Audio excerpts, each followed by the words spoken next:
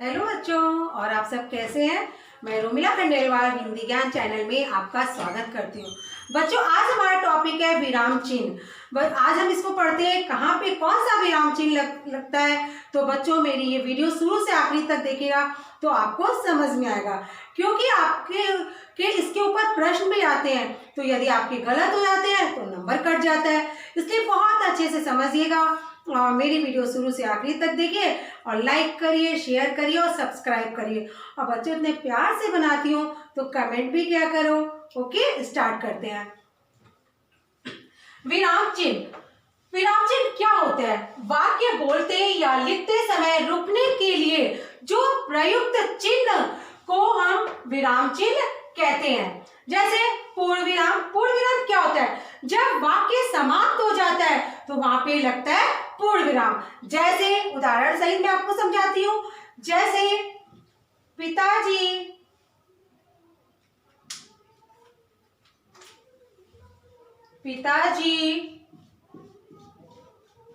अखबार पढ़ रहे हैं। अखबार पढ़ रहे हैं। बेटा, यहाँ पे बच्चों क्या हो गया? वाक्य पूरा हो गया तो क्या लगा? ये पूर्ण विराम। इसको हम क्या कहते हैं? पूर्ण विराम। जब वाक्य पूरा हो जाता है तो वहां पे पूर्ण विराम लगता है। अब अल्प विराम। अल्प विराम का अर्थ है रुकना, जहां पे थोड़ी देर रुकते हैं बस, तो वहां पे क्या लगता है? अल्प विराम। उसका चिन्ह क्या होता है? कॉमा की तरह। जैसे राम और सीता और लक्ष्मण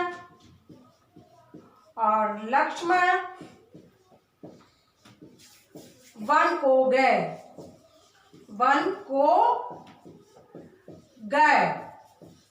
बच्चों, यहाँ पे क्या लगा है? राम और सीता और गीता में ऐसे बार बार तो नहीं लिखेंगे, तो राम फिर कॉमा लगाते हैं तो हम रुके ना। राम, सीता और लक्ष्मण वन को गए। तो ये क्या होता है? अल्प विराम का चिन्ह। बच्चों, क्या होता है?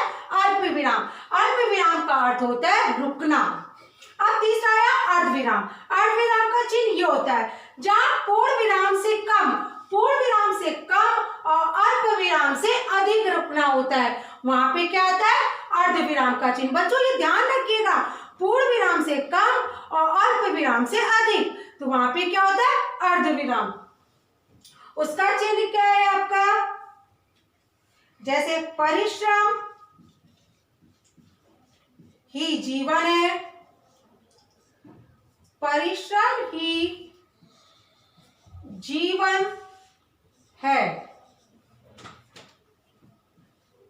ठीक है, ये देखिए, ये लगे यहाँ पे ये चिन्ह। परिश्रम ही जीवन है पे अल्प विराम लगा। आलस मृत्यु है। आलस्य मृत्यु है। ठीक है बच्चों, परिश्रम ही जीवन है, आलस मृत्यु है, तो वहां पे क्या लगा? अर्धविराम का चिन्ह। आपको समझ में आ गया होगा। अब प्रश्न सूचक चिन्ह। जब हम किसी से प्रश्न पूछते हैं, जैसे इस प्रश्न का उत्तर क्या होगा? आपका नाम क्या है? आप कहाँ जा रहे हो? जब हम आपसे प्रश्न पूछे हैं तो वहां पे क्या लगेगा? आखिरी में प्रश्नवाचक चिन्ह। जैसे तुम्हारा नाम क्या है? उदाहरण देखिए, तुम्हारा नाम क्या है? ठीक है बच्चों, ये क्या है? तुम्हारा नाम क्या है? हम आपसे प्रश्न पूछे तो क्या लगेगा? प्रश्न सूचक। ओके। विस्मयादिबोधक सूचक, जहां पे खुशी, आश्चर्य, घृणा आदि का भाव प्रकट होता है तो वहां पे क्या लगता है? विस्मयादिबोधक। जैसे वाह, ये देखिए, वाह, ताजमहल कितना सुंदर है। ताजमहल कितना सुंदर है। ठीक है बच्चों, जहां खुशी, आश्चर्य, घृणा आदि का भाव प्रकट होता है वहां पे क्या लगता है? विस्मयादिबोधक। जैसे अरे ये क्या हो गया, अरे गिलास तो यहाँ पे क्या हुआ, विस्मयादिबोधक चिन्ह। अब उद्धरण चिन्ह का चिन्ह ये होता है जब किसी दूसरे की उक्ति को बिना किसी परिवर्तन के जो के त्यों लिखते हैं तो वे क्या होता है, उद्धरण चिन्ह। जैसे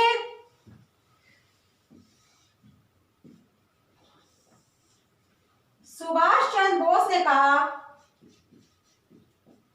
मैं इसलिए आपका स्पेस नहीं इसलिए बच्चों यहां लिख रही हूं, ध्यान दीजिएगा।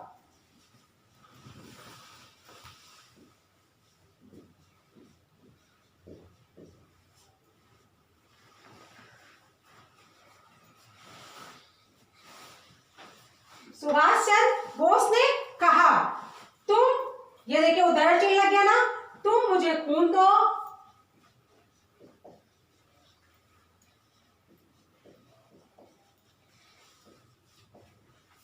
खून दो, मैं तुम्हें आजादी दूंगा, मैं आजादी दूंगा।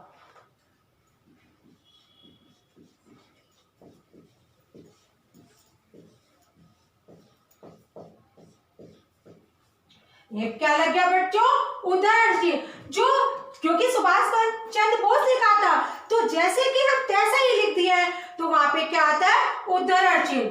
ठीक है, सुभाष चंद्र बोस ने कहा था तुम मुझे खून दो मैं आजादी दूंगा।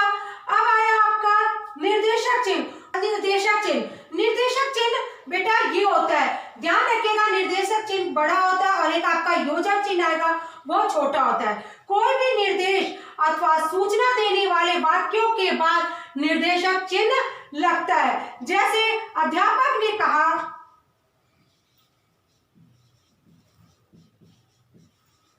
अध्यापक ने कहा तो आपका ये चिन्ह क्या हुआ, निर्देशक चिन्ह। सभी प्रश्न करने अनिवार्य हैं, सभी प्रश्न करना अनिवार्य है।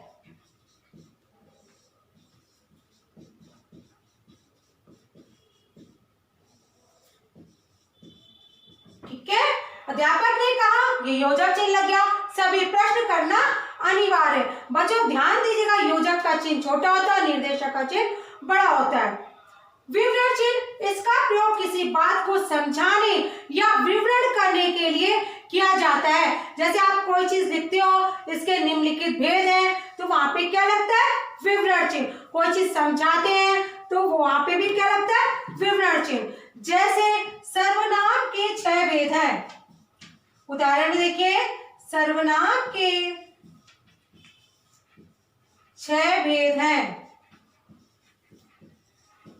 तो यहाँ पे हमने क्या लगाया, विवरण चिन्ह। ओके बच्चों, ये विवरण चिन्ह है। अब आगे हम पढ़ते हैं 9, स्टॉप कर दो। हमारा है योजक। योजक का चिन्ह ये होता है, निर्देशक, ये देखिए ये क्या चिन्ह, किसका चिन्ह है, योजक का। इसका प्रयोग विलोम शब्द, समानार्थी और द्वंद्व समास में इसका प्रयोग किया जाता है। जैसे वह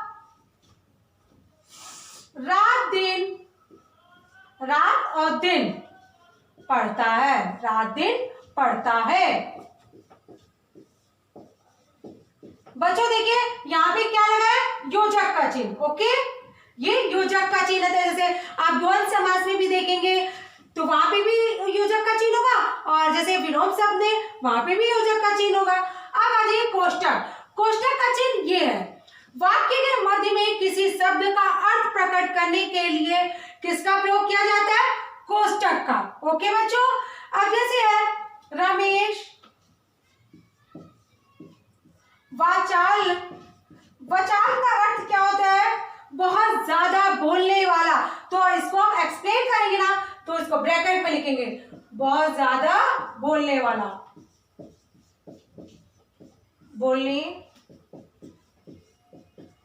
वाला। ब्रैकेट बंद कर दिया।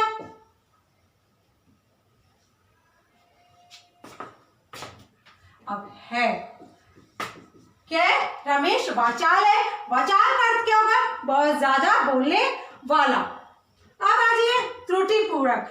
वाक्य क्या चिन्ह है, ये देखिए, वाक्य लिखते समय यदि कोई शब्द हमसे छूट जाता है तो उस शब्द को प्रदर्शित करने के लिए तरह का चिन्ह लगा के ऊपर वाक्य के ऊपर लिख देते हैं, तो आपका वो वाक्य पूरा हो जाता है जो छूटा हुआ रहता है। तो जैसे मैं सुबह से लिख रही हूं,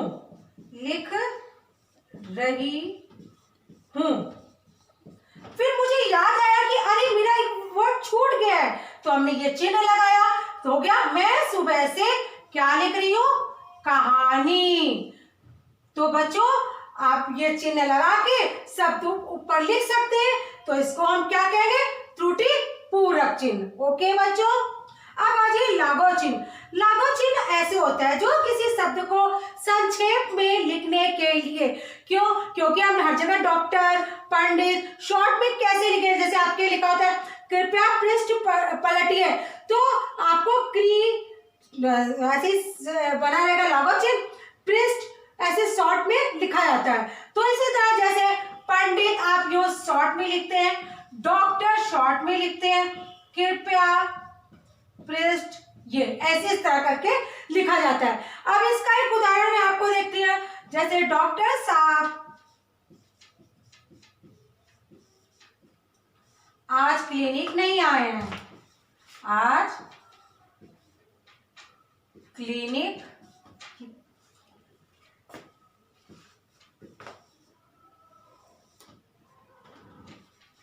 नहीं आए, डॉक्टर साहब आज क्लिनिक में नहीं आए हैं। ठीक है, अब ये शॉर्ट में हमने लिख दिया ना, आज मेरे घर पंडित पूजा करने आ रहा है, तो हम शॉर्ट में लिख सकते हैं इस तरह, तो ये आपका लागू चिन्ह हो गया। बच्चों आज हमने पढ़ा आपका ये चिन्ह, तो आपको अच्छे से समझ में आ गया होगा, तो आप मेरी वीडियो शुरू से आखिरी तक देखे होंगे, तो आपको अच्छे से समझ में आ गया ना। और आप मेरी वीडियो लाइक करिए, शेयर करिए और सब्सक्राइब करिए।